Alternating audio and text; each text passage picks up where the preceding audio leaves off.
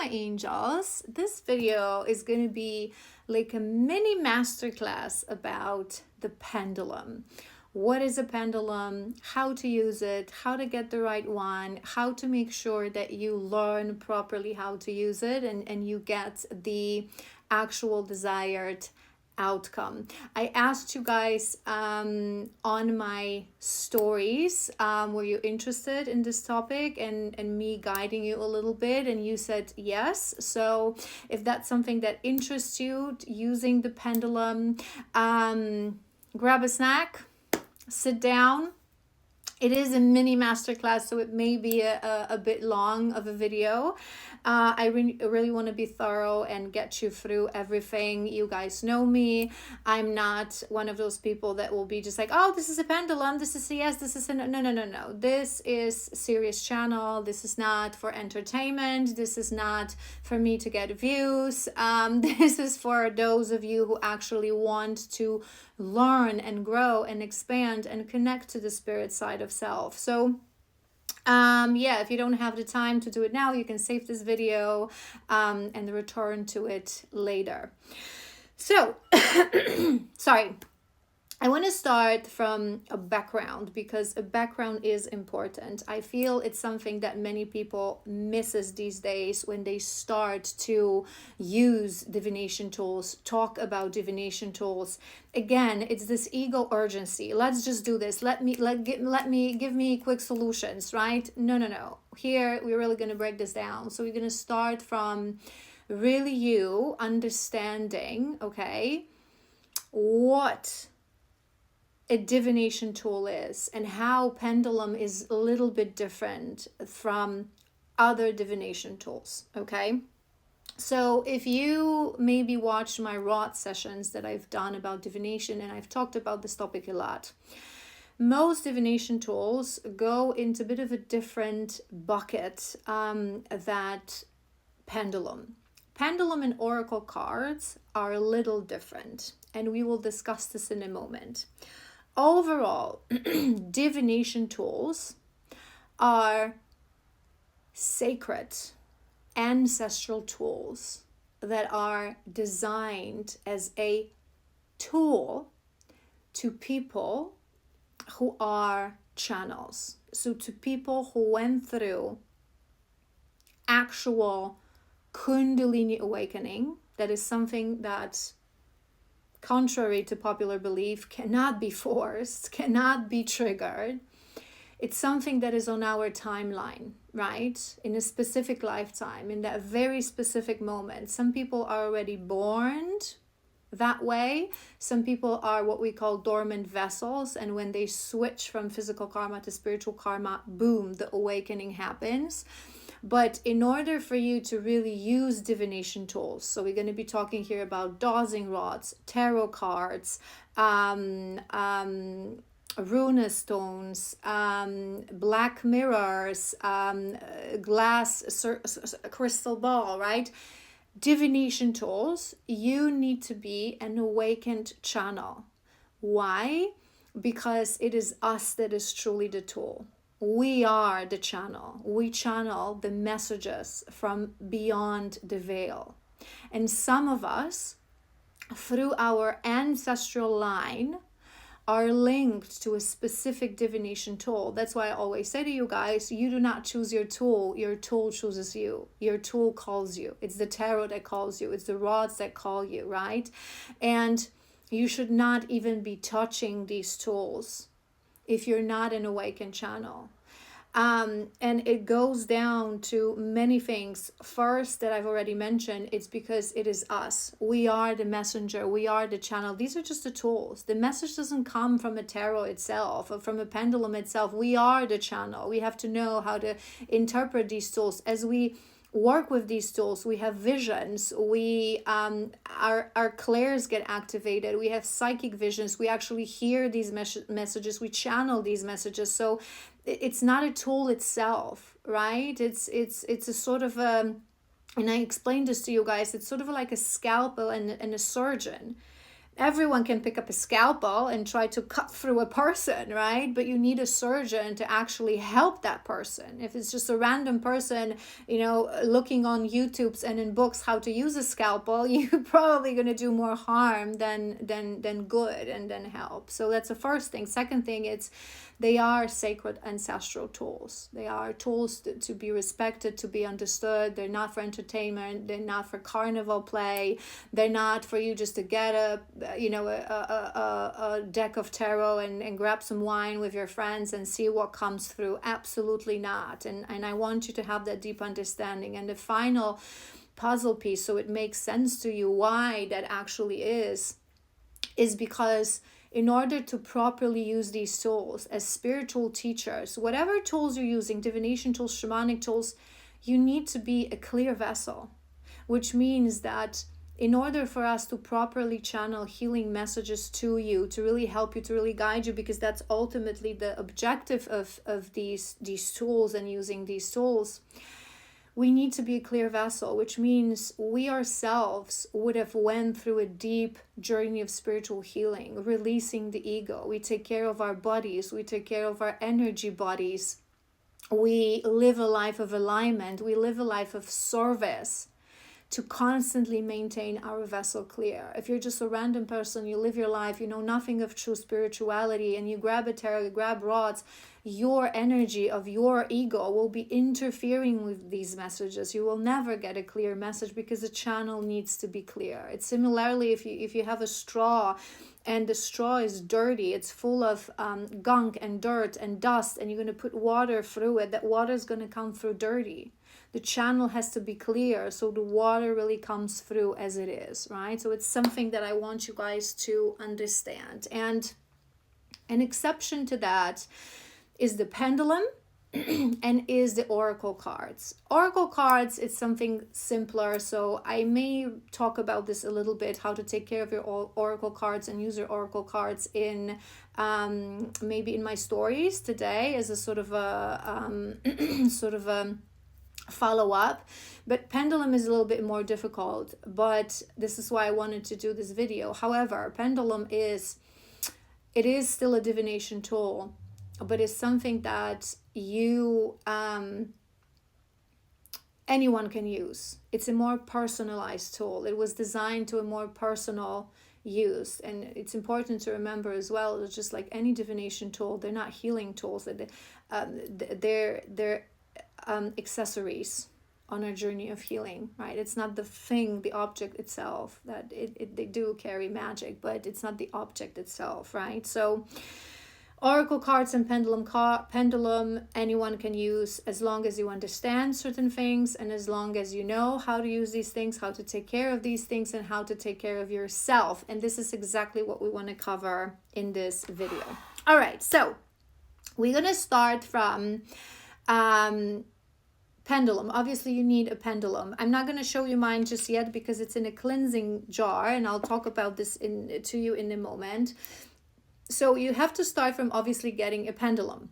My pendulum, the one that I use, is not a traditional pendulum. It's an actual pendant with a crystal. So my advice to you, you can go both ways. You can either get yourself a classic cone pendulum, that is just a cone shaped crystal hanged on a oh my gosh on a piece of metal, right? Or gold, however you want to make it, how much money you want to spend on it. It's really very individual. Or you can just buy a pendant, a necklace made out of crystal that is as well okay. Just make sure that it's shaped, it's sort of a unified, so it's going to be easy. It's not like a very like a uncontrolled sort of a shape, so it's easier to swing it. It's your individual choice. It doesn't really matter. The moment you cleanse it and you call it a pendulum, it's a pendulum. The reason I went for this one, because I wanted to go for a specific stone. That's number one. And number two is, I'll talk about this in a moment as well, how to connect to it, I feel like if it's a pendant, you can connect to it a little better. You can actually carry it on you, so you connect to its energy for some time. But the traditional way would be to get a pendulum that you can buy online. You can buy it in, you know, divination stores, esoteric stores.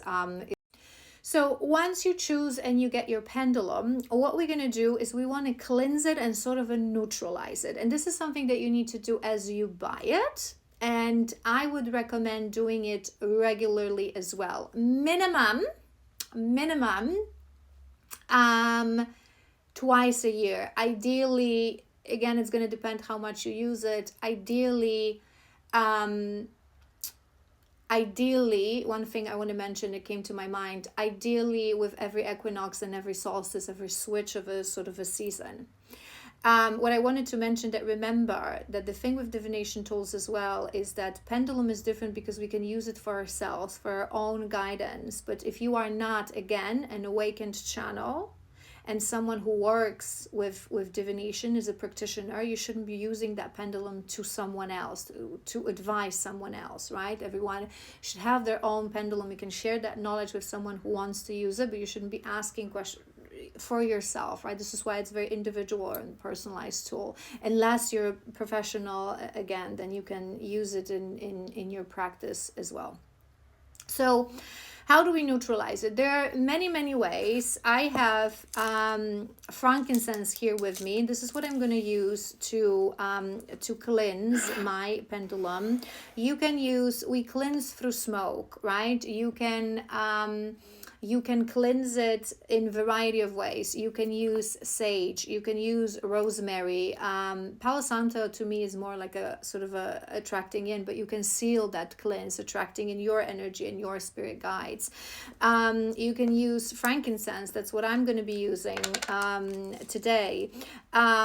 You can cleanse it in a moon water and then additionally charge it with a sun water. There are many ways how we can cleanse objects, but it just comes with a ritual and with an intention, right? So I'm setting my intention to this object will be a pendulum connected to me, the way for me to connect to my higher self, to get guidance from my higher self.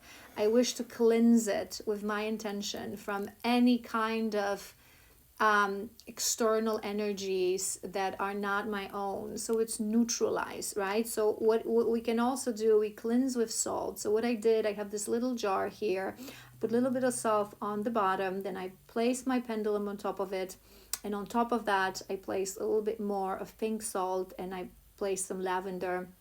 I did a little prayer. I left it there through the night, so the salt absorbs every energy that was connected to the pendulum. So I'm gonna dig it out. Hold on. Okay, I've dug it out. This is how my pendulum looks like. This is Amazonite. I wanted to use Amazonite specifically, so this is my pendulum. And I'm just gonna allow it to hang on top of that, over that smoke, asking it to cleanse. As you can see, it's already started moving. The clockwise movement, it's sort of my confirmation that all is good, it's cleansing. I can actually ask it, can you please start turning the other way for confirmation that it's all good and it's all working. There it is. It's and I'm not sure whether you guys can see, but it started moving the other way. It's quite active. It's quite vivid right now. It's happy to be cleansed. Okay, so again, you can also use some sage, whatever resonates. These things as well, it's all our intention. I don't want you guys to go ahead and buy a specific set. It's all nonsense. If you have some dry rosemary, if you have some sage, Palo Santo, use that. We all have salt around the house, so with that, it's enough. I do like a bit of a smoking out of that energy, right? But it's very individual. Whatever resonates with you, it's the intention. So once you neutralize it, once you cleanse it, it's really good to connect to it. This is why I like mine to be. I no longer use the pendulum so much. I don't use it for my practice as a spiritualist, and for my own. Truly, when you are a spiritualist, that's not how we get guidance. I don't use it that much. The guidance comes from within.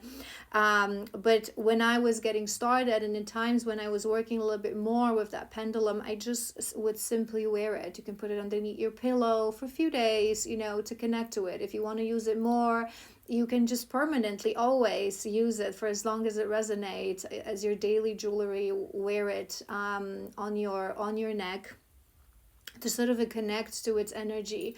And it's also the intention. So once you cleanse it, you can hold it in your hand and just in your mind do a little prayer. I connect to your energy. This pendulum only holds my own energy to help me to connect to my higher self, right? So you sort of connect to its energy. Now we're going to move to the second part. Before we actually, I know it's, you probably, if you still, again, in the urgency, you're waiting for me to just show you how to use it, but it's really important to, understand certain things, how to use it, because if you don't understand these things, if you don't do these steps, if you don't learn about how to use this pendulum, you're going to do it wrong, and you're going to guide yourself towards the wrong direction of the ego. Because remember, again, the body will be the channel. It's not the magical force. If you hang it, we'll talk about this in a moment, but if you hang it somewhere, not in your hand, it's not going to move, because it's the energy of your body, right? It's our spirit guides, they need a physical and alive body to be a channel for these messages, right? So it's your body that moves it subconsciously. That's why it needs to be released and it needs to be cleansed. And again, that's why it's so important, if you work with other people, to be a clear vessel. But let's learn about a couple of facts that I want to give you to understand. I have them written down here.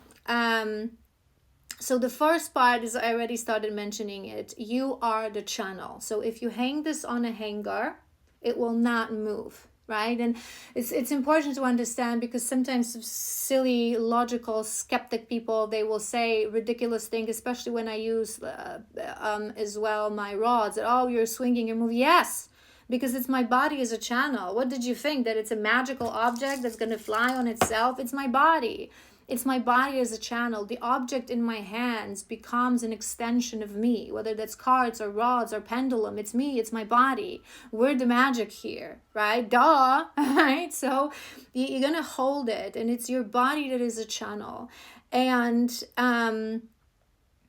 this is also why it's so important to, again, I don't want to go into teaching you things when you are a spiritual teacher and you have to maintain your vessel clear. But because you understand that you are a channel,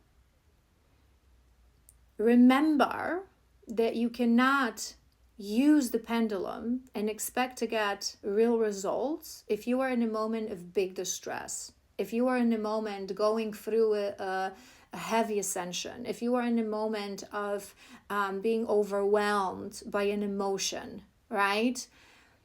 This is something that we have to do from a moment of peace, right? So if you, and it's sometimes hard in the beginning of our journey, because we're constantly, sort of guided by emotion. And we'll talk about this in a moment, how to do this properly, but make sure you really understand that you are the channel. So if you are sort of possessed, in a sense, by a certain emotion that you cannot let go, by fear, by the urgency, your body will transmute that, your ego will transmute that into the pendulum, instead of channeling the response from the divine, from your spirit guide, right? So understand that you are a channel. The clearer your channel is, the better responses you will get. And it's sort of the more, not just the more you take care of your body, but I would recommend, I think it goes without saying, but I know that, certain people, as you awaken, as you still don't fully know how to respect your body. So for example, you still sometimes, drink or have sleepless nights. So don't use the pendulum on the next day, right? Your body has to be sort of a cleansed, right? So do that cleansing as much as you can, coming from a place of calmness, from a place of peace. If you really feel that you're not there and you want to use it, take a cleansing bath, do even a 15 minutes meditation, calm your mind, shake of your emotion, right? Cleanse your energy body, your physical body as well before using it. Number 2 thing that I want you to understand, when we use a pendulum, we need a clear intention, right? So we don't use the pendulum, okay, to ask nonsense questions. We don't use a pendulum to ask about other people just because we're curious, right? And it's coming to my mind, and I say this to you guys. I've seen some people who call themselves spiritualists and then they do readings for celebrities. How dare you? What gives you the right to tap into the energy of another person for an entertainment and for curiosity? That is charlatanism, okay? No. So we don't use pendulum to ask, is it true that my neighbor did this and that, right? Or where my grandpa hid the money, right? No. This is a divination tool, a sacred tool. We use it with an intention for growth. And as you connect to it, I advise either that one time or every time you use it, every time before you use it, set an intention. I use it for my highest good. I use it to get guidance in order to reach my highest, most aligned timeline. I want answers that are relevant for my growth, for my expansion. And setting that intention, we'll cover that in the final part as we program it. You can ask the pendulum to respond, that if a question is coming from a place of ego, you won't get a response, or it will react in a certain way, right? So make sure that intention is pure. This is a tool for you to connect to your higher self before you're still ready to connect to that higher self without any kind of tools, right? For your growth, for your expansion, for your highest benefit, not for curiosity, not for charlatanism, not for entertainment, okay?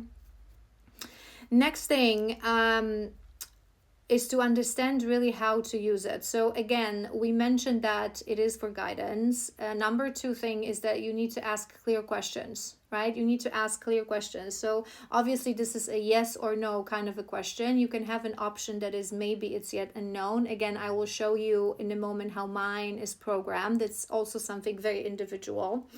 But also understand that, and it's something that I try to always educate you guys about when you talk about tarot. We always stand in front of a variety of options and variety of timelines, right? As we grow as a person, there's infinite possibilities in the quantum field, right? Anything can happen. Anything that could have been, will be, would be, past, present, future, anything exists. Everything exists in the quantum field, right? It's just that some timelines are materialized and some timelines aren't materialized, okay? So as we grow, we take choices. We connect more to our spirit self, to our higher self, to our authentic self. We integrate the shadows. And certain things, right? Everything that I could stand up and do anything, okay? Anything that I could do exists in the quantum field. But who I am today, I'm not going to go out there and I'm not going to today go to a club, okay, and drink like tons of alcohol and be like, yeah, what's up? I'm going to do it. There is no possible, it exists in quantum field. But that option is not materialized in quantum field. How I grew, who I am, what I do, how I love my body, how I take care of my body. I would never even go near such a low vibrational place as a club, right? So no judgment here. I'm just giving you an example. So me, through taking these life's choices, right, I dematerialize these options. They still exist in the quantum field, but they are dematerialized. So the more we grow, The more we know ourselves, the more we rise into our power, spiritual power, the more we dematerialize all other options. And ultimately, we only connect to our highest, most aligned timeline. Certain things need time and happen in divine timing, but we're connected fully and anchored in a higher, most aligned timeline, which means that all the other timelines are dematerialized. And this is where guidance becomes more clearer, because we're no longer this reckless, ego-driven persona that who knows what she's going to do or he's going to do, right? It's crystal clear because we're in alignment. So wherever you are in your journey, you have to understand that there's variety of timelines, right? So when you are here in the beginning of your journey, right, and there's something that you've seen, and I'm going to give you this example because it happens a lot with my ladies that are on a twin flame journey and a divine love journey, right? Or you're on a healing journey and you want to ask and you want to know, will I ever meet my soulmate? Will I ever be with my divine counterpart?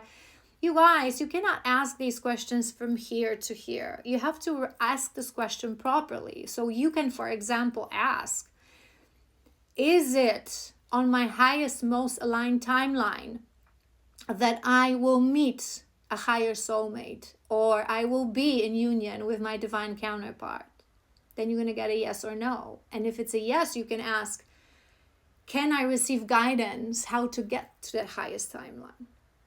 If you simply ask, am I going to be with my higher soulmate? Am I going to be with my divine counterpart yet? Right? And you're going to receive an answer, but then you're going to take choices along the way, okay, that will completely throw you away of that timeline. And I always say this to you guys, the fact that something is at the top of the pyramid is our highest timeline, it's destined for us, we have free will. We can screw things up, right? We can take choices that are not, choices are choices, it's all neutral, but they're not in line with our highest alignment, right? So keep that in mind, that the fact that something is destined, it's not that we're doomed for that thing to happen. We have free will. It's the whole point of the journey of life. So if you really want certain answers, you can ask, is it on my highest timeline? And then ask for guidance towards that highest timeline to understand what's on your highest timeline, but not just a simple question. Is this going to happen? Am I going to be rich? Am I going to, get married to a soulmate? I hope it's clear, right? And last thing that I want to mention to you before we actually program it and before I show you how it works is my universal truth.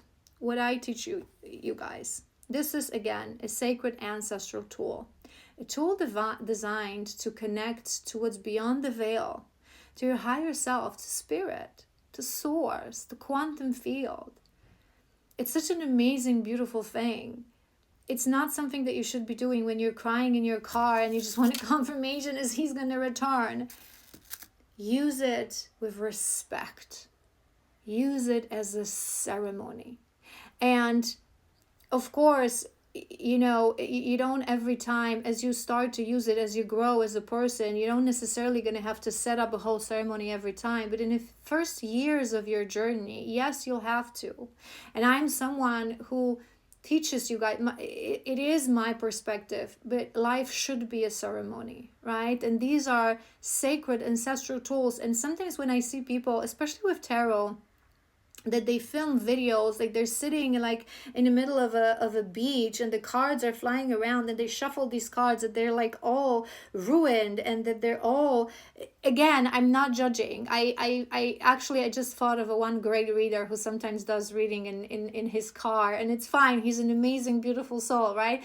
It's very individual. When you are an awakened spiritual teacher, you will know your ways, right? But I am someone who teaches that we should respect everything. Life is a ceremony, right? And I'm someone who is very intentional in what I do. I respect.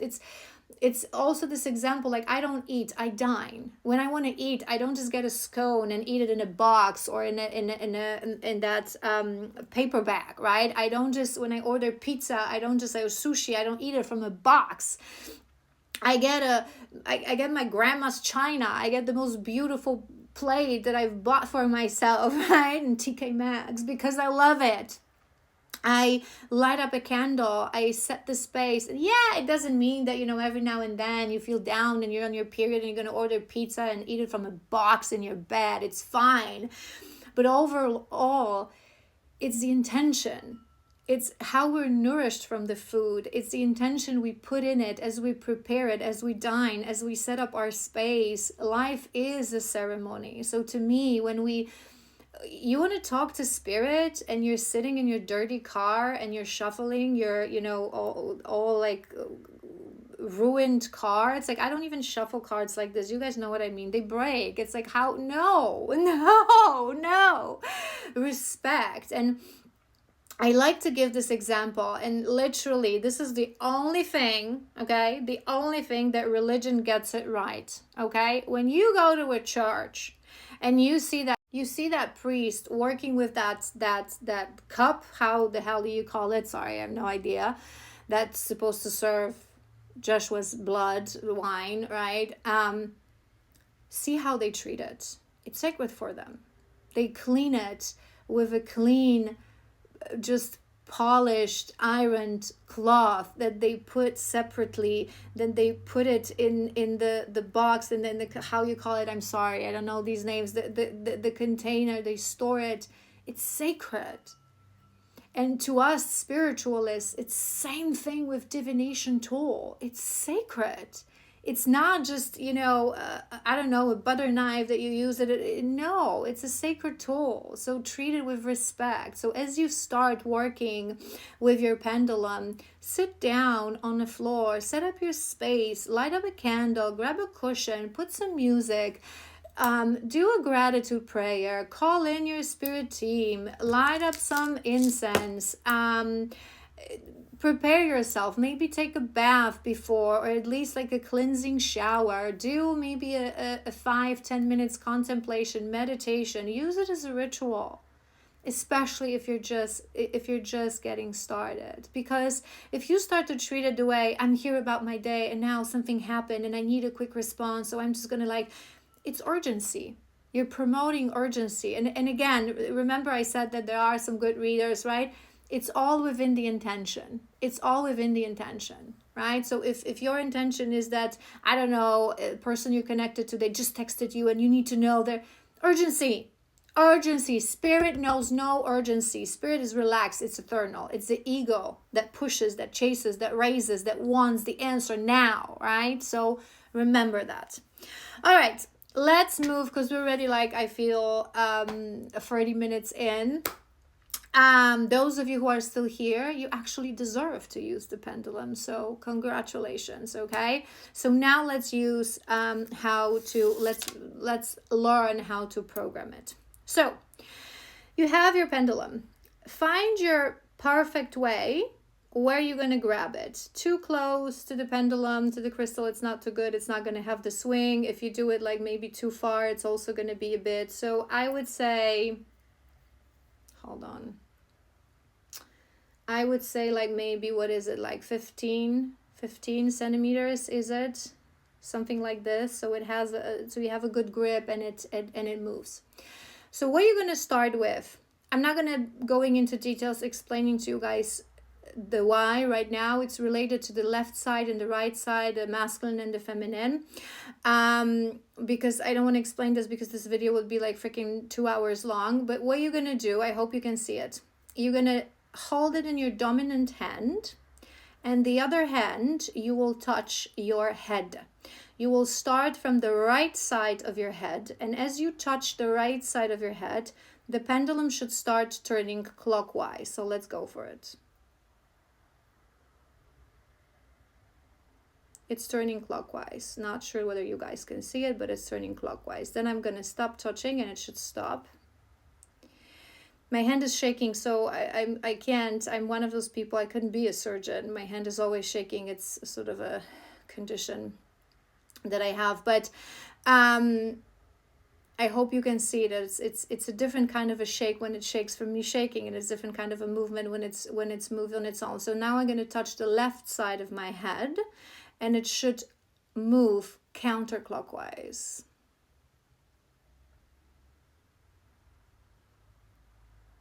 There you go. All right, and I'm going to stop. And then I'm going to touch the top of my head, the top of my crown, and it should again turn clockwise.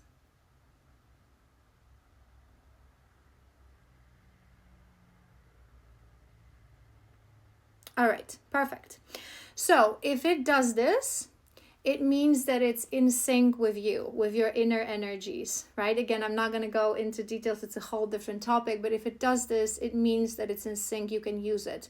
If it moves differently, so it moves all the time clockwise, whichever side you use, or it does this in opposite way, so counterclockwise with the right one, it's not yet properly cleansed. So I would advise you to go through this whole process again.